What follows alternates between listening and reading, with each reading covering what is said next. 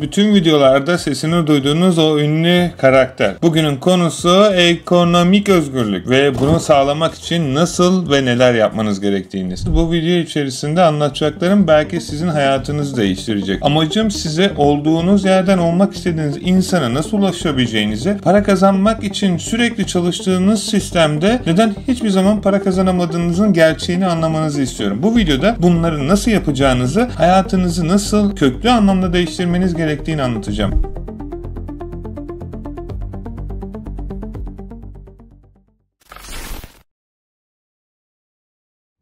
Bunu neden yapıyorum? Öncelikle buna değinelim, ondan sonra nasıl yapacağınızı anlatayım. Çünkü bunu yapmamdaki çoğu sebep, çoğu kişinin bana sormuş olduğu, madem sen bu kadar paraya ulaştın, bu kadar başarıya ulaştın, bunu neden insanlarla paylaşıyorsun? Neden kazanmış olduğun ürünleri dükkanda paylaşıp bizimle ücretsiz bir şekilde paylaşıyorsun? Arkadaşlar, bunu çok net bir şey getirmek istiyorum. Ben yıllar önce kendi hayatını gerçekten özgürlük bir şekilde, istediği zaman istediği bir konumla, istediği şeyi alabilecek kadar zengin olabilecek bir insan olmayı hayal ettim. Ve bunun için de 16 sene boyunca neredeyse günlük ortalama 10-12 saat boyunca çalıştım. Ve ne kadar da çalışsam da bunun belirli boyutlarında yeteri kadar doyuru oldu. Bazen kaybettim, bazen kazandım ve yaklaşık herhalde bir 8-10 yıl önce de güzel bir şekilde iflas ettim. Fakat ben kendime böyle bir söz verdim ve dedim, bunu ben bir şekilde başaracağım.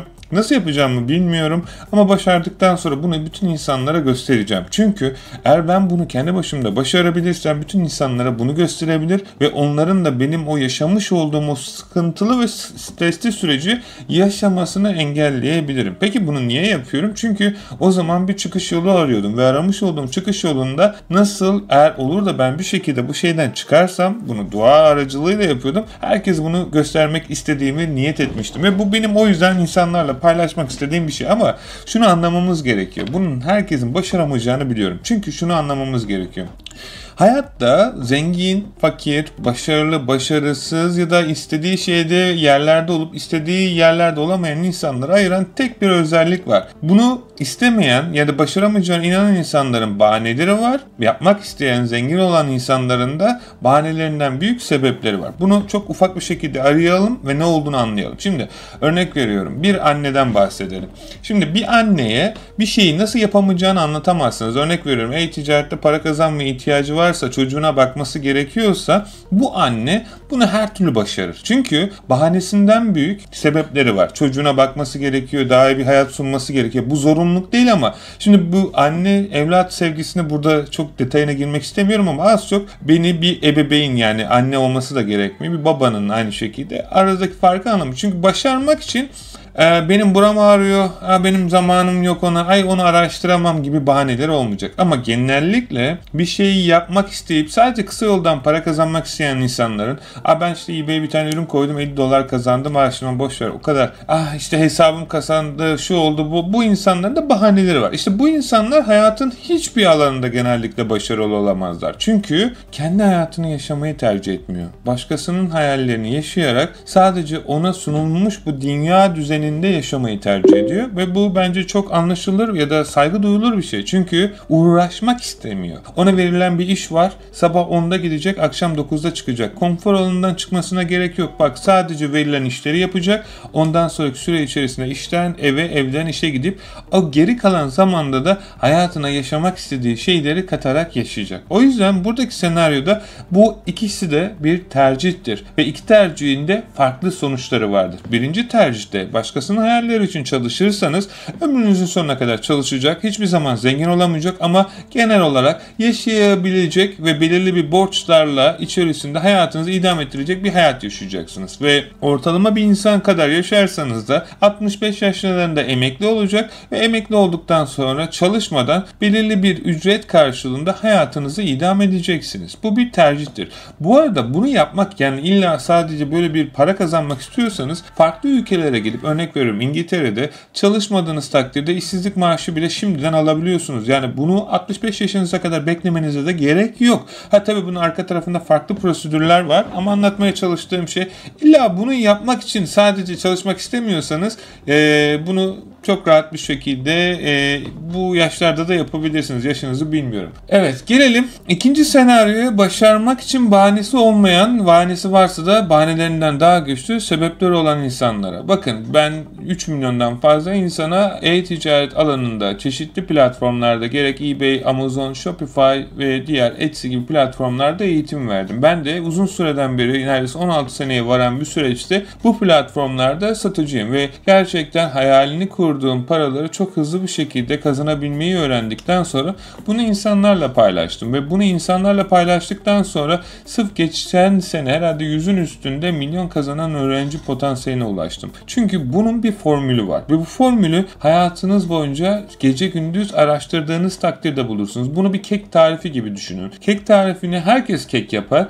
ama hangisi daha lezzetlidir diye sorduğunuzda tabii ki tat ve böyle şeyler kişiden kişinin zevkine göre değişse de aslında kekin ortalama bir formülü vardır. İçerisine koyacağınız tuz, yağ ve un gibi oranların değişkenlik göstermemesi gerekir. Tabii ki siz kendi içeriğinizi koyarak daha da güzel ve daha lezzetli bir hale getirebilirsiniz ama ilk önce bunu yapabilmeniz için o kekin tam formülünün tadını bilmeniz gerekiyor. Buraya da ulaşabilmek için teknik olarak zengin olmanız gerekiyor. Yani şunu anlatmaya çalışıyorum. Ekonomik özgürlüğe ulaşmak için belirli bir ekonomik seviyesinde olmanız gerekiyor. Peki bunu şimdi nasıl yapabiliriz? Hadi gelin artık kimin yapmak istediğini ve kimin gerçekten yapacağını anladıktan sonra bu formülü sizlerle paylaşmaya. Sevgili arkadaşım, bu anlattığım formül herkes üzerinde çalışabilir. Sadece gerçekten yeteri kadar zaman, emek ve tecrübe verilmesi gereken bir şey. Size anlattığım şey sizi bir gecede milyon edecek ya da milyoner edecek bir sistem değil.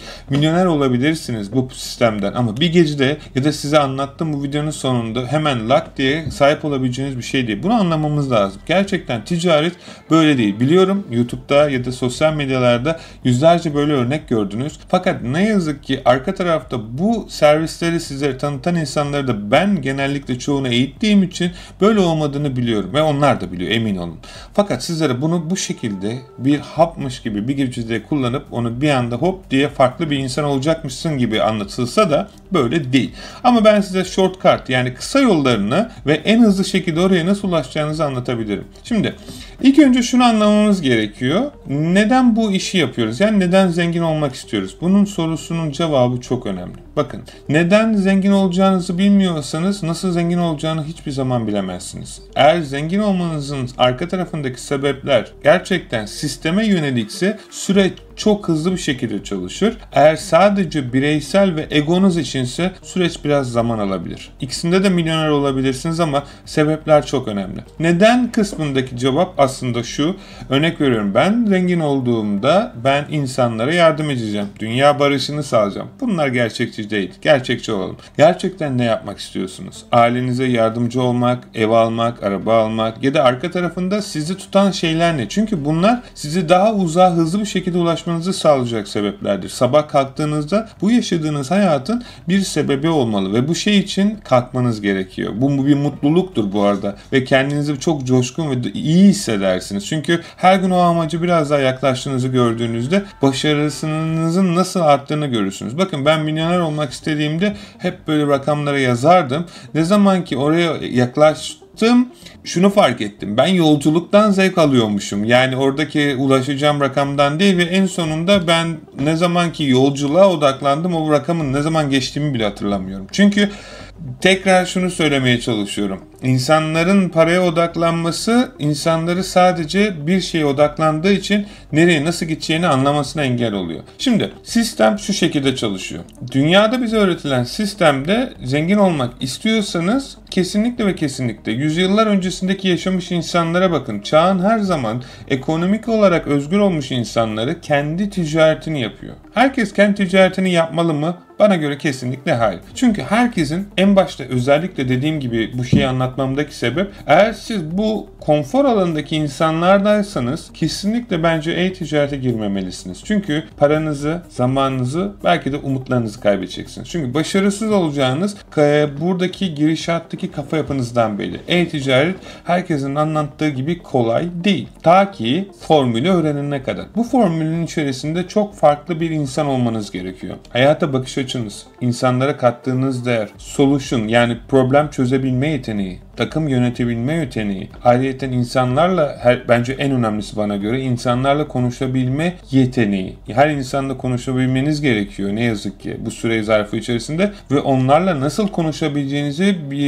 ne sahip de bir bilginizin olması gerekiyor. Biliyorum, e-ticarette zengin olmak, binlerce pound para kazanmak, her gün düzenli olarak bunlara sahip olmak çok güzel bir şey gibi gelse de bunu yapabilmeniz için kendinize bu değerleri katmanız gerekiyor. Bunları nasıl yapabilirsiniz? Daha çok insanlarla konuşarak, insanlara yardım ederek ama gerçekten bunu içinizden isteyerek, belirli bir seviyede para sahip ve para bilgisine sahip olmanız gerekiyor. Paranın dilini konuşabilmeniz lazım. Ben çoğu insan görüyorum, başkalarının yanında çalışabilmek için farklı diller öğreniyorlar. Yani güzel bir şey bu arada. Bence kesinlikle herkes farklı dili öğrenmeli ve ben gerçekten bir dil aşığı olarak 3-4 tane dil konuşabiliyorum ve bunu keşke daha da arttırabilsem. Çünkü çok seviyorum. Her dil bir kültürü size öğretiyor ve farklı bir şekilde konuştuğunuz zaman da oradaki şeyleri. Ben bugün başarıma baktığım zaman zamanında Litvanya'da kendi başıma yapmaya çalıştığım bütün o tecrübesizliklerimden öğrendiğim tecrübelerle bu kadar hızlı bir şekilde ilerlediğimi fark ettim.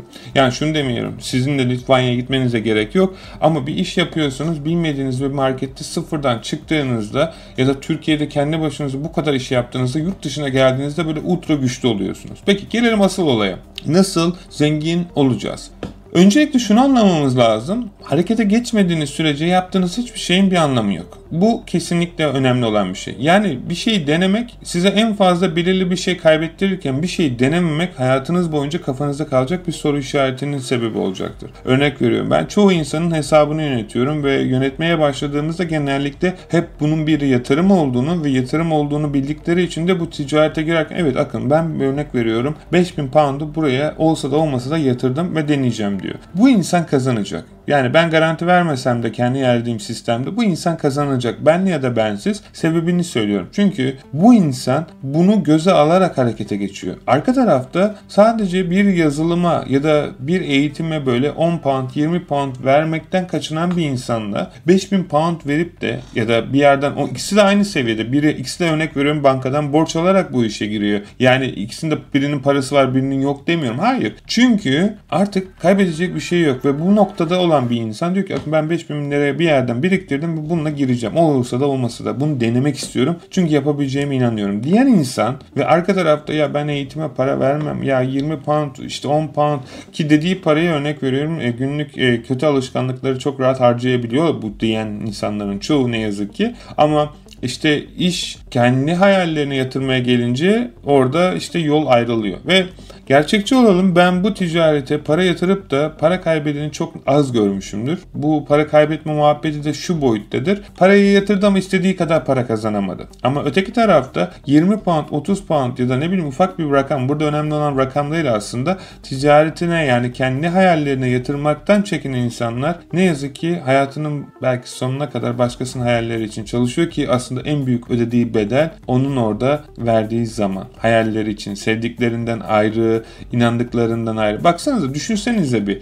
Özgürlüğünüze sahip olmak için ne kadar para verirdiniz? Aslında bu sorunun cevabını bulmak lazım bence. Tabii ki kişiden kişiye göre değişse de garanti olmayacağını bilsemiz de arka tarafta özgürlüğünüzün bedeli ne kadar? Ve bu paraya sahip olsaydınız gerçekten bu parayı oraya yatırır mıydınız? Bence bu akıllarda insanların kendine sorması gereken soru.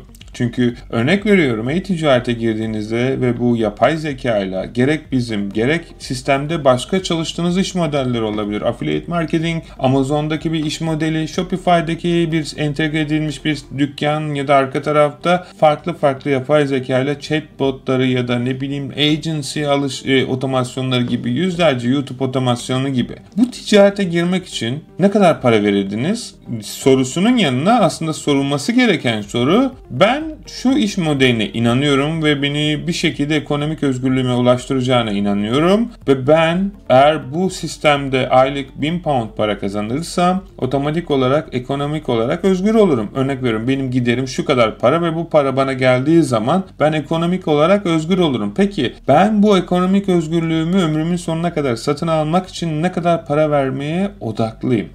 İşte bu sorunun cevabını matematik olarak yapıp bulup harekete geçen insanlar hayatının sonuna kadar arkalarına bakmadan özgür bir şekilde yaşıyor. Örnek veriyorum. Ben yıllar önce YouTube kanalımı açtığımda hiçbir şekilde ekonomik bir beklenti olmadan insanlara faydalı içerikler üretmek için yaptım. Ve bugün aradan yıllar geçti. Her ay bana düzenli olarak hep üzerine getirerek bir pasif gelir sağlıyor. Ve ben gerçekçi olalım bunlar için hala videolar çekiyorum. Zamanımı, emeğimi, eforumu ve bilgimi insanlarla paylaşıyorum ama bundaki amacım arka tarafta YouTube'un ya da diğer sosyal medyaların bana kazandırdığı paradan daha çok insanlara değer katmaktı. Ve ben bunu doğru bir şekilde bütün insanlara aktarabildiğim için elimden geldiğince arka tarafta o sistemde benim arkamı hep bana bakarak kolladı. Yani bu ne demek? Ben videoyu çekerken şu an sizinle bile belki arka tarafta 1000 pound kazandım.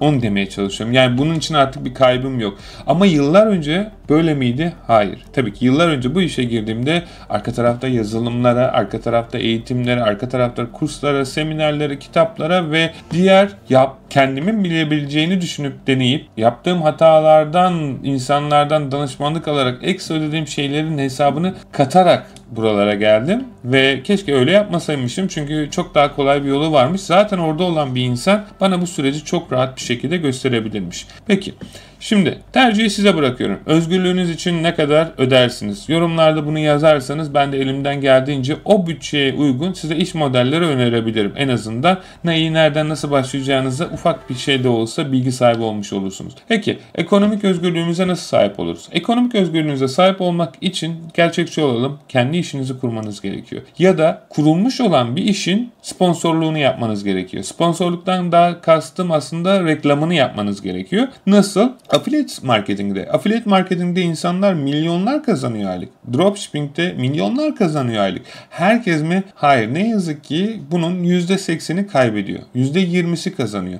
Oran niye bu kadar düşük? Çünkü bu %80'in %70'i harekete geçmeyen kitle, %10'u harekete geçip başaramayan kitle, geri kalan %20'si de harekete geçip başaran. Neredeyse yani oran yarı yarıya fazla. Korkmayın yani %70'lik kitle bugün hala ne yapmak istediğine emin olamayıp bunu mu yapsam bunu mu yapsam diyen kitle. Ama gençlere özellikle şunu söylüyorum.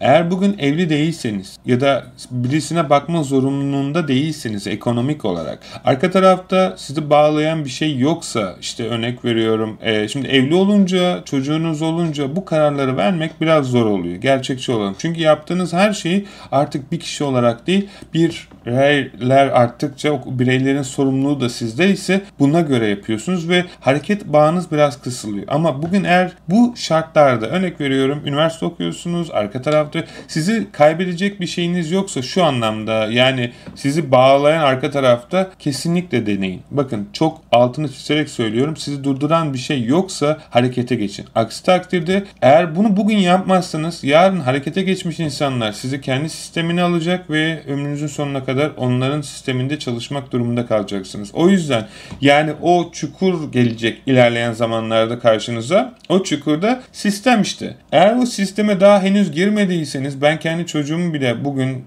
11 yaşına girdi.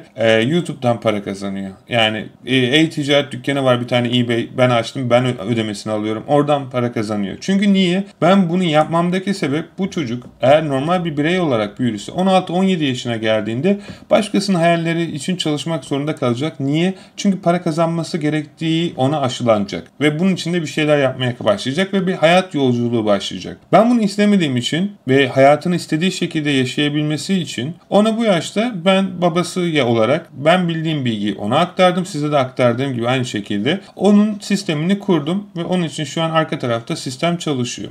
Bunu herkes yapmak zorunda değil ama benim önerim bunu yapmamdaki sebep eğer o çocukta para olursa belirli bir yaşa geldiğinde sistemi anladığında kendi kararlarını artık kendi verebilir. Ve çalışmak istiyorsa yine çalışabilir ki ben saygı duyarım kesinlikle. Hepimizin doktorlara ve alanında uzman insanlara ihtiyacı var. Çalışmak kötü bir şey demiyorum. Demek istediğim şey neyi neden yaptığınızı bildiğiniz sürece bir sorun yok ne iş yaptığınızın. Ama çoğu insan burada parası olmadığı için her şeyi yapmaya odaklanıyor ve orada onları kaybediyoruz ne yazık ki. Genç nesili burada kaybettiğimiz zaman da ilerleyen zamanlarda hayatlarında boşluk, neden yaşamak istediğini bilmeyen ve her önüne verilen işi yapıp hayatını idame etmeye çalışan kitleler ortaya çıkıyor. Ne yazık ki bu kitlelerin kendilerine faydası olmuyor ki bizim amacımız ve görevimiz bence biraz onlardan, biraz yaşça büyük olduğumuzdan dolayı onlara yol göstermeliyiz ki onlar da bizi takip etmeli. Ve böylelikle eğer inandıkları şeyleri biz yapabiliyorsak, onlara ışık olursak emin olun bir mum diğer bir muma ışını vermekten hiçbir şey kaybetmez. Böyle olmak bence her zaman faydalı. Zengin olmak istiyorsanız bir sistem kurmak durumundasınız ve bu sistemin insanlara fayda sağlaması gerekiyor. Kısa yoldan para kazanma diye bir şey yok. İnsanlara fayda sağlayamadığınız sürece hiçbir ticareti ileriye götüremezsiniz. Yani belki bir yıl götürürsünüz. Bugün e-ticaret ya da bu konularla ilgili işte yaşam koçudur, astrolojidir, arka tarafta yüzlerce, binlerce, on binlerce kanal var ve bunların neden sadece %20'si bugün YouTube'da ya da diğer sosyal medyalardayken diğer 80'i bıraktı bu işi. Astrolojiye mi inanmadı? Yoksa örnek veriyorum danışmanlığa mı, e-ticaret gurusuna mı inan? Hayır. İşini inanarak değil sadece para kazanmak için yaptı. Ve ne yazık ki sistem ona izin vermiyor. Çünkü sistemin çalışma şekli fayda kattıkça sistem size daha çok fayda katacak. Bugün benim zengin olmamın tek bir sebebi diğer insanları zengin yapmam. Çünkü sistem bana arka tarafta daha fazla veriyor. Ben bireysel olarak ben daha çok para kazanayım diye düşünmüyorum. Düşündüğüm şey insanlara ne kadar daha çok para kazandırabileceğim. Çünkü uzmanlık alanım bu ve onlar da bana sistem tarafından fazlasıyla geliyor. Sizin de yaptığınız her neyse gerek eBay, gerek Amazon, Shopify, arka taraftaki bütün diğer platformları sayabilirim. İnsanlara bir şey sunmanız lazım. Ürün mü satıyorsunuz? Sattığınız ürünün insanlara fayda sağlaması lazım. Kalem mi satıyorsunuz? Sattığınız kalemin insanlara fayda sağlaması lazım. Buna odaklanmanız lazım. Çünkü ticaret sizsiniz ve bu sizin yüzünüz. Laf olsun, torbada olsun diye ürün satılmaz. Eğer satarsanız da dediğim gibi o kadar emeğiniz kısa bir şekilde diğer insanlar gibi piyasadan kaybolmakla sonuçlanır ve ne oluyor bu piyasadan kaybolan insanlar? Yine başladıkları yere geri dönüyorlar. İşte bunu yaşamak istemiyorsanız ilk önce A noktasından en başta dediğim gibi olmak istediğiniz kişiye ulaşmak istiyorsanız bu kişinin kim olduğunu bulmanız lazım. Bakın nereye gideceğinizi bilmiyorsanız ne kadar hızlı bir şekilde gittiğinizin hiçbir önemi yoktur. İlk önce kendinize şunu sorun. Aylık ne kadar para kazanmak istiyorum? Kendimi nerede görmek istiyorum? Pozisyon olarak, konum olarak. Hangi işi insanlara sunmak ve bu sunduğum işte dünyada en iyisi olmak istiyorum. Bakın size çok komik bir hikaye anlatayım. Ben bu kanalı açtığımda yıllar önce genellikle aslında ilk videolardan da bakarsanız hep eBay ile üzerineydi. Çünkü eBay bana çok güzel paralar kazandırıyordu ve ben o süreçte bunu insanlarla paylaşmaya başlamıştım.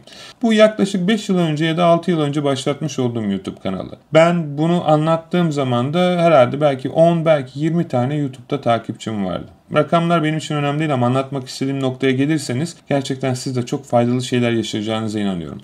Bu videoları çekmeye başladığımda on binlerce insanın, yüz binlerce insanın hayatını değiştirdiğimi, ekonomik özgürlüğe sahip olup bana yüzlerce teşekkür, minnettarlık ve güzel mesajlar attığını gördüm. Ve böylelikle ben onlara daha çok değer kattıkça her videomda onlar da bana daha güzel bir şekilde geri dönüş yaptı. Ve bugün eBay dünyanın en büyük e-ticaret ikinci platformu YouTube kanalında eBay'i geçtik. Yani eBay'i hedef olarak hiçbir zaman almamıştım kendime ama şunu demeye çalışıyorum. Dünyanın en büyük eBay kanalı olduk. Yani bu konuyla ilgili içerik çeken. Ben nasıl başladım? İnsanlara fayda katmak için. Sizlere nasıl daha çok para kazandığımı göstermek için değil. Sizin de nasıl bunları öğrenip kendi ticaretinizde hayatınıza uygulayabileceğinizle ilgili. Ve teşekkür ederim sizin desteğiniz ve yardımınız sayesinde, ilginiz ve alakanız sayesinde eBay'i bile geçtik. Aslında hiçbir zaman öyle bir hedefim yoktu ama bu gurur verici bir şey. Yani bunu insan istediği zaman yapabiliyormuş. Onu anlatmaya çalışıyorum. Süre aldı mı? 5-6 sene mi aldı? Sorun değil. eBay neredeyse kaç seneden beri bu platformlarda yani 20 senenin üzerinde eski bir platform. Ve ben birisi çıkıp lak diye böyle video çekip eBay'i bile geçebiliyormuşum. Yani istediğiniz şeyin sınırı tamamen sizin inandığınız şeylerde doğru kalıyor. Olay benim ne yaptığım ya da ne başardım değil. Olay artık sizin ne yapmak istediğiniz ve nasıl başaracağınız. İnsanlara değer katarsanız, onlara kolaylık sağlarsanız, onlara iyi bir hizmet sunarsanız her türlü zengin olursunuz. Buna odaklanmanız lazım. Şimdi belirli bütçeyle başlayacaksanız affiliate marketing ve eBay dropshipping ile başlayın. Orta sekmede başlayacaksanız Shopify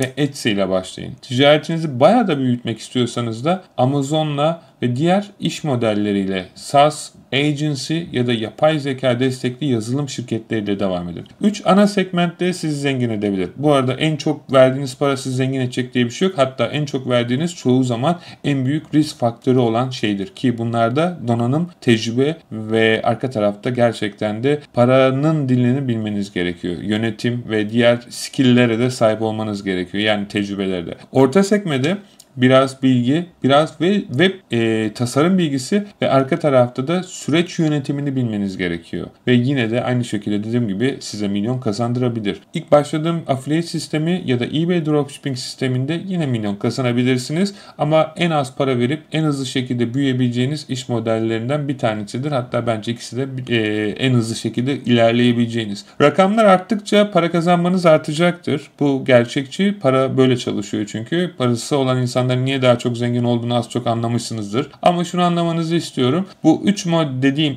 segmentteki iş modellerinden birini kurmadığınız sürece ya da bunun altyapısına sahip farklı şeyler olabilir bu arada. Bunları size bırakıyorum. Ben tasarımı yapmak istiyorum. Print on demand. Hangi segmentte olduğuna bak. Print on demand örnek veriyorum. Saymadım ama buradaki senaryoda birinci segmentte. Çünkü anlattığım iş modelinin yapısı sana ait olmayan ürünleri satmak. Buradaki segmentte illa onları saymama gerek yok. Bu birinci segmentte. İkincisi ben örnek veriyorum işte şunu yapacağım. Danışmanlık şirketi açacağım. Danışmanlık şirketi örnek veriyorum. Buradaki senaryoda yine ikinci sekmeye giriyor. Yazılım şirketi açacağım. Buradaki sekmede üçüncü şeye giriyor. Siz bunu hangisini yapmak istediğinize ilk önce karar vermek zorundasınız. Ve bunu neden yapmak istediğinize cevap vermek zorundasınız. Bunları yaptıktan sonra iki tane yol çıkar karşınıza. Hangisini yaparsınız? Ya insanlardan, orada olan insanlardan danışmanlık alacaksınız ya da 5 sene en aşağı bunu hayatınızda tecrübe edeceksiniz. Ben keşke diyorum bazen hani bunu benden daha iyi yapanlar olsaydı da zamanında bana gösterseydi. Benim zamanımda böyle şeyler yoktu. YouTube'da o kadar çok video herkes paylaşmıyordu vesaire. Eğitimini vermiyordu en azından. Biz bunu zor yolda tecrübe ettik. Siz bunu yapmak zorunda değilsiniz. Bu paralı olan kısımdır. Yani birisinin tecrübesini satın alırsanız onun parasının karşılığını verirsiniz. Örnek veriyorum bugün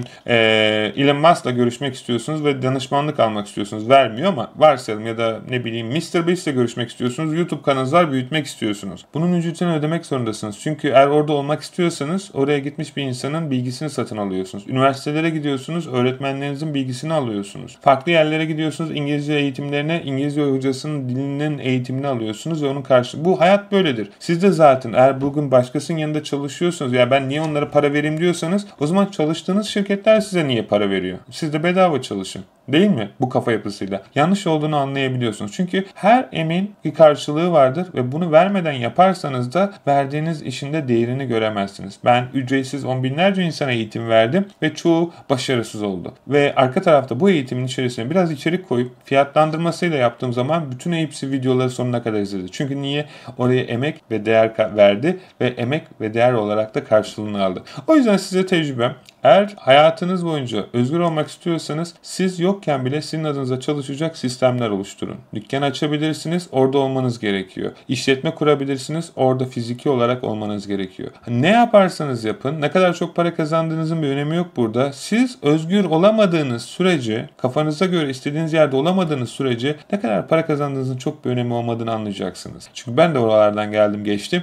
Emin olun en güzel şey hem paranızın hem de istediğiniz zaman istediğiniz şeyi yapabilecek özgürlüğün sahibi olabilmek. Bunu da sadece e-ticarette 7/24 tüm dünyaya sunmuş olduğunuz sistemlerle yapabilirsiniz. Ben bu sistemi sizlere kurabilirim. Eğer bir eBay dükkanınız varsa bunu seve seve sizlere yaparım. Ve kendiniz de bu sistemler kurulduktan sonra sistemin bu kadar basit ve kolay bir şekilde çalıştığını gördüğünüzde sizler bile şaşıracaksınız. Ayrıca yeni oluşturmuş olduğum sistemde süreç çok daha farklı, çok daha profesyonel ve çok daha hızlı bir şekilde çalışıyor. Uzun zamandan beri neredeyse binlerce hesabı yönettikten sonra daha hızlı bir şekilde çalışacak bir sistem buldum ve bunu çok yakın zamanda yönettiğim hesaplara da ekleyerek daha hızlı bir şekilde siparişlerin artmasını sağlayacağım. Böylelikle algoritmada size ait olmayan ürünleri tüm dünyaya satıp ürünler satıldığında risk faktörü en aşağıda olacak şekilde parası size gelecek ve siz gelen paranın belirli bir kısmını ürünü satın alarak sadece aradaki adam yani middleman olarak parayı tutacaksınız. Böylelikle pound kazanıp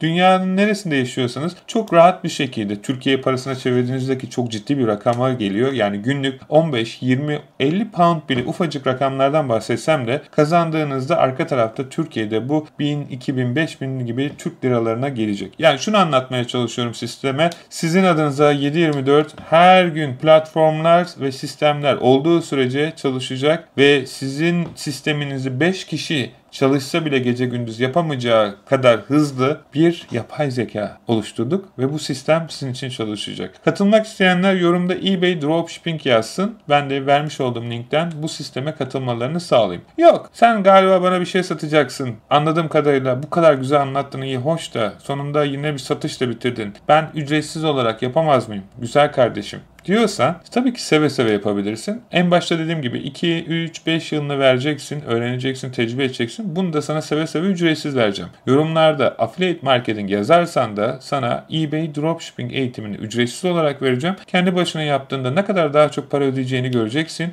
Ama seve seve ben sana yine yol gösterici olarak yardımcı olmayı istiyorum. Dediğim gibi bir tanesi siz kendiniz tecrübe etmek isterseniz ben bunu ücretsiz olarak sunarım. Yorumlarda affiliate marketing yazın. Ben linkini vereyim. Eğitime katılın. Piyasada parayla verdiğiniz bu arada eğitimlerin çok çok üstünde bir eğitim olduğunu göreceksiniz. Parayla da satın alabilirsiniz başkalarına. Sonra gelin benim ücretsiz eğitimimi izleyin. Aradaki farkı size bırakıyorum. Yorumlarda bunu benimle paylaşın, zaten dediğimi anlayacaksınız. Ha yok Akın, ben hiç o 5 yıllık 2 yıllık serüvene girmek istemiyorum. Zaten gün sonunda daha fazla para vereceğimi de öğreneceksiniz. Yazılımlara, onlara, bunlara, işte oralara hiç girmiyorum. Bırakın tecrübe etmek isteyenler etsin ama ben ücretsiz olarak en azından yol göstereyim. Eğer benim yapmamı hiç onlarla uğraşmadan direkt benim o sistemi size hazır kurup vermemi istiyorsanız sizin adınıza çalışan da yorumlarda eBay Dropshipping yazın. Sistemin nasıl çalıştığını görünce siz de bizim gibi binlerce yönettiğimiz güzel hesapların içerisinde olun ve inşallah ümit ediyorum ki sizler de bu kurmuş olduğumuz sistemde hayalini kurduğunuz şeylere sahip olursunuz. Tabii ki bu tamamen hem benim hem de sizin hayalleriniz için çalışmanızla gerçekleşecek. Teşekkür ederim vaktinizi ayırdığınız için. Ta ki bir sonraki videoda görüşene kadar kendinize iyi bakın. Hoşça kalın.